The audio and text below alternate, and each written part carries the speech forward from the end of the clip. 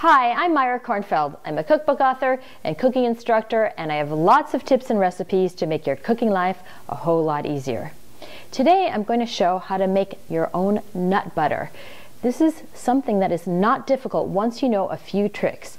Now, not only is nut butter that you make yourself really delicious, it's also a lot more economical, but really the main thing is that it's so much better for your body, it's so much more digestible.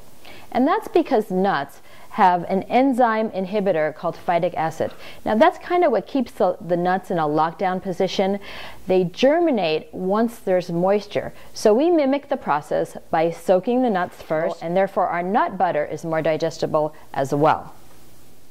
I soak these overnight, then drain them, then spread them out on a tray, and I baked these at a 300-degree oven for about an hour and a half until they were dried out and lightly roasted. Now you could also bake them at a really low temperature. You could dehydrate them. It just takes longer. The whole idea is you want to dry them out. At this point you could also store them for up to a month unrefrigerated, and any time at all after they've been soaked and dried out, you can make your nut butter. I have here 3 cups of nuts. It's about a pound. I find that's a good amount to make. And all I need for equipment is my food processor. One little trick.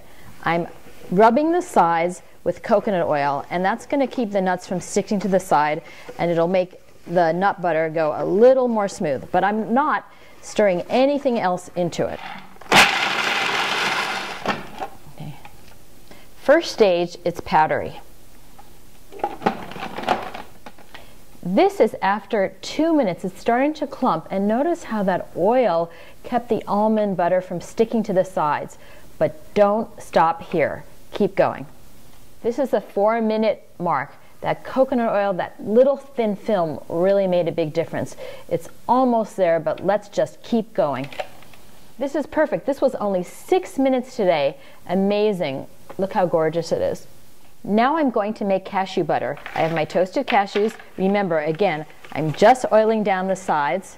That almond butter took only 6 minutes. Amazing. It can take up to 12 or so, but with wiping the sides down with a little oil really speeds up the process. So here goes.